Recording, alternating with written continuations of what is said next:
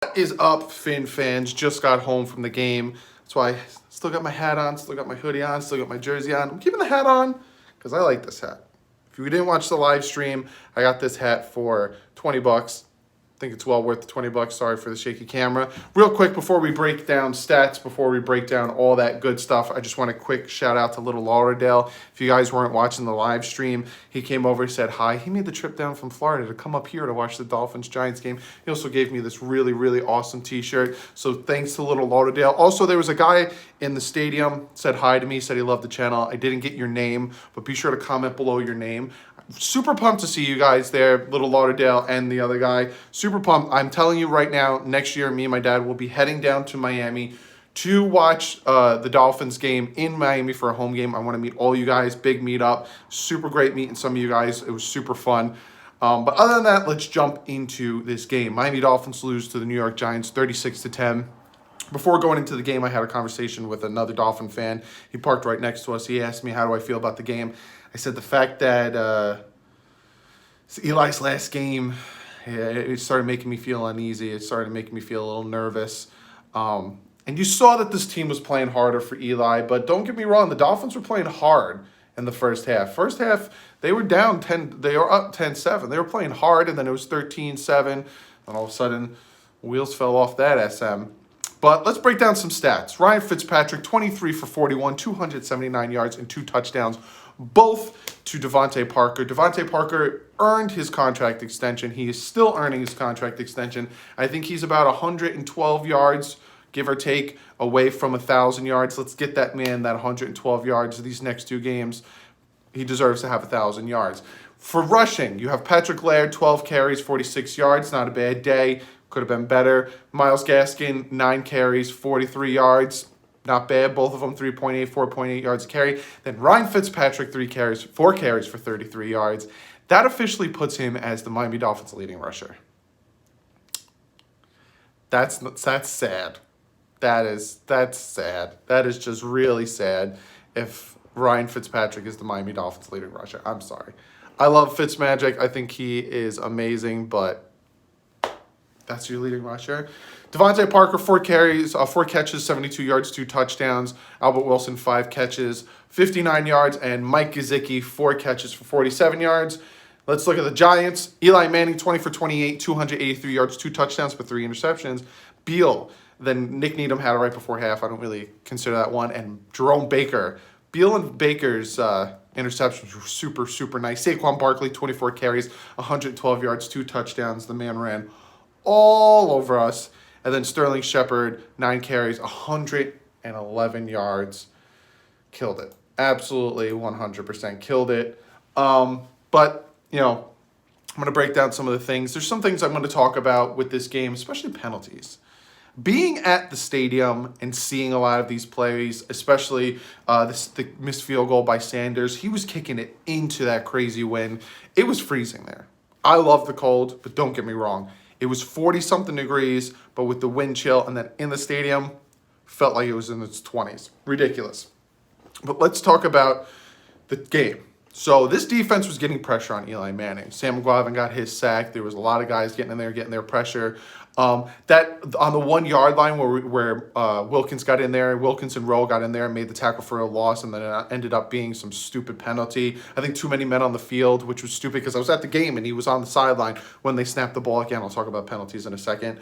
Dolphins were getting a lot of pressure, but not when it needed to happen the most. Talked about the missed field goal. Bad call. Now, I told you guys, when it comes to this team, I will call out the BS. I will call out the bad stuff when I see it. That fourth and one, right? All four going for it on 4th and 1. 100% going for it on 4th and 1. If this Miami Dolphins team has an extremely horrendous time at running the ball, right? Why would you think that Patrick Laird would be able to get that first down, which he didn't? I think he got like a 2-yard loss. What I would have called was have fake handoff to Patrick Laird, have Fitz catch it and roll it out and get the first down. He probably would have got a touchdown in that scenario. So, and that's not on Flores because Flores doesn't call the offensive plays. That's on Chad O'Shea. Horrible call on that 4th and 1. Any other play would have done better than that stupid one. The other thing I want to talk about, if you guys follow me on Twitter, which you should follow me on Twitter, I was tweeting a lot during the game. I also tweeted photos of our seats and stuff. Be sure to check that out. I also put it here, though, too, in the comment community section. Saquon Barkley broke Nick Needham's ankles. Bad. Bad. I might have to put that in the new intro for this week because Saquon broke Nick Needham's ankles. Bad. Really bad. And the beautiful touchdown pass from Fitz to Devontae Parker, just beautiful touch. That's the first touchdown pass he threw to him. Just a beautiful touch right to his hands. Great. Then let's talk about the refs a little bit, right? They got that pass interference call that continued the drive for the Giants. I think that pass interference call was a load up. Whole big pile up. But then Golden Tate gets that catch where he smacks the ball up, catches it himself, runs in for the touchdown. And you're just like, seriously? There's a hold, too, on Christian Wilkins. And you saw it. I think Saquon Barkley got like a good 5, 6, 7, 8 yard run on it. And just completely mauling Christian Wilkins, who would have been in the backfield. No call on that. The refs were horrendous today. Absolutely horrendous. There was a ton of penalties that the Dolphins got that I was like the too many men on the field. I watched him on the sideline when they snapped the ball. I'm mistaken, and there would have been 13 men if he didn't get off on time, but I saw him on the sideline, then they snapped the ball, and they called too many men on the field, which was a whole load of malarkey. There was a helmet-to-helmet hit on Laird that wasn't called. I'm sounding petty right now because we lost by 16, so some of these penalties might have helped and might have helped. But this has a lot, me talking about these penalties isn't about, well, the Dolphins should have won because of these penalties. No. The NFL needs to do something about these refs and the horrendous penalties that aren't being talked about at all. That's all I want to say about the penalties. Let's talk about more. Then we have Fitzpatrick scrambling, not sliding, which I'm screaming to him, slide, and took a huge hit. Now, the huge hit caused the fumble. And the cool thing about it in the stadium is they were showing how they were reviewing it, and they were slowing it down and stopping it. It was way too close to call if it was a fumble or not a fumble. If they called it not a fumble, that he was down, there was no way you would have been able to overturn it to call it a fumble, and vice versa. It was just too close to call either way. And then the safety that Laird gave up. It's another play where I'm sitting and I'm just like, you can't run the ball. Our leading rusher is our quarterback, who's not even he ain't Lamar Jackson. He's not even Deshaun Watson. He's not even Donovan McNabb, who wasn't even that fast. And you decide you're on your own 2.5, that you're going to run the ball horizontally. Not hand it off, hit it up the middle, put Wilkins at fullback to get some blocking or something. You're going to decide to run it that way and give up the safety. There were some stupid offensive calls by Chad O'Shea today. But in a whole, this team is banged up. This team has a lot of guys that are injured, a lot of the corners, the safeties. Hardage started today for the first time. Eric Rowe did a good job today. Nick Needham did a decent job today. He still gave up some plays. The offensive line was just horrendous, but what do you expect from that? Devontae Parker did some things. Clive Wolford dropped 2 passes that would have really helped the team. Even Patrick Laird dropped 2 passes that really would have helped the team. We can't be having those mistakes. We really can't be having those mistakes. But yeah, be sure to comment below. Let me know. I honestly, this game, like I said, it's a win-win, right? We win the game, I'm happy because the Dolphins win. I'm always rooting for the Dolphins to win the game. We lose the game, hey, look at it now. Let me see if I can pull up the standings while I'm talking to you. Look at it now. The Miami Dolphins are 3-11. The New York Jets and the New York Giants and the Redskins are 3-11. It's a 3-way tie for that second overall. Now, I don't know how that pans out. I'm pretty sure it's strength of schedule when it comes to who gets the higher pick. I don't know what the Dolphins' strength of schedule is compared to the Giants and the Redskins after today.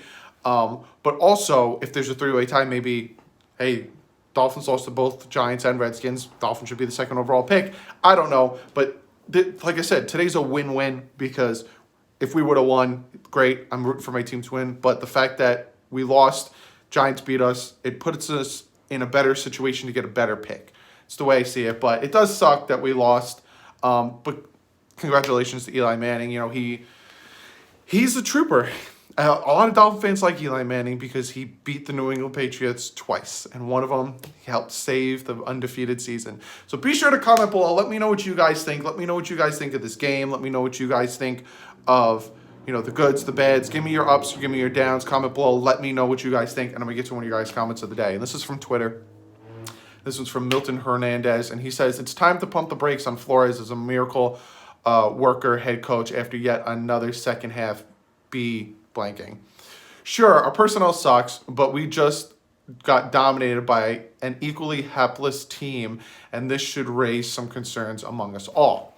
Now, Milton, I 100% agree with you. Some people are talking about Flores being coach of the year and stuff like that, and I'm one that I talk about Flores and I say how well he's doing, and I'll get to that in a second. I see where you're coming from, but the thing you need to understand is the Giants, the reason the Giants are as bad as they are isn't because of the personnel they have on the field.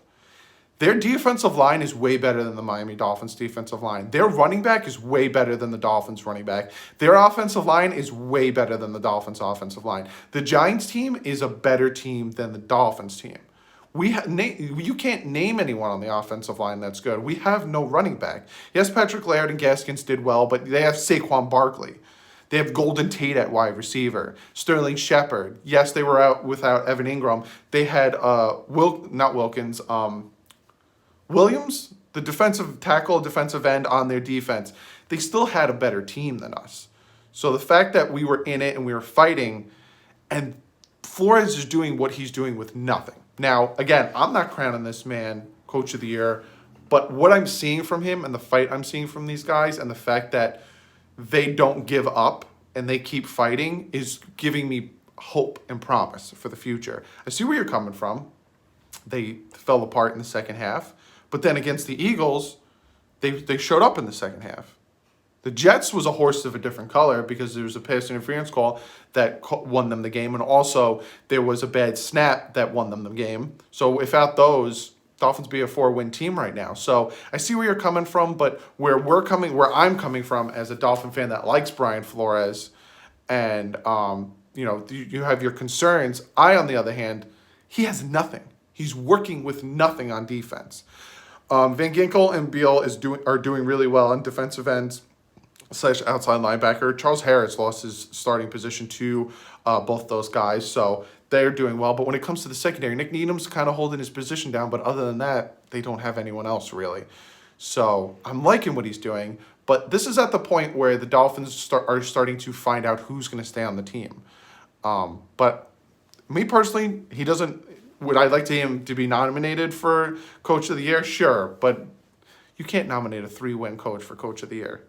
You can't. But 3 wins with nothing. That's what I'm going to say. But thank you, Milton Hernandez, for the comment. Hope, you understand where I'm coming from. I understand where you're coming from. But be sure to follow me on Twitter. During the game, I was tweeting out a ton of things, tweeting out the pictures of me and my dad during the game, all that stuff. So be sure to check me out on Twitter. Check out the Bit Boys. Great content coming out there. If you haven't subscribed yet to that, be sure to check that out. Hit that subscribe button. If not, don't feel like you need to if you don't like that type of stuff. Other than that, give this video a thumbs up. Give this video a thumbs up because I always tell you guys why. I try to be optimistic at this point. I try to give you guys a reason to be happy. Well, first of all, give a video a thumbs up because you like the content. You like seeing these videos, me breaking down all that stuff. Be sure to give a thumbs up for that. But otherwise, give this video a thumbs up because look at the situation the Dolphins are in right now, right? We have a ton of money. We have a ton of draft picks. And right now, we could potentially be picking number 2. I don't know what's going to happen next week with the Bengals game, but put ourselves in a pretty good situation. So give this video a thumbs up for that. Check out DolphinsTalk.com, Sportscaster, 2 very great sites I'm associated with. 1, Sportscaster streaming site, DolphinsTalk.com. Great content on there, all Dolphins content. Other than that, hit that subscribe button, not only for this hat, not only because I love meeting you guys, but because of the content. This offseason is going to be crazy. I will be giving you videos constantly giving you videos 3 to 4 times a week. You'll be getting a video from me breaking down prospects, free agency, draft live stream, all that stuff. I'm going to be live streaming during the postseason, all that stuff. So be sure to hit that subscribe button. Other than that, I will see you guys really soon, either tomorrow or Tuesday. I haven't decided yet, but I'm going to make another video. Probably talk about where we're at in the draft prospects scenario and where we're picking. I'm going to do another video, maybe even go live. But other than that, I will see you guys real soon. But like usual, stay classy. Fins up.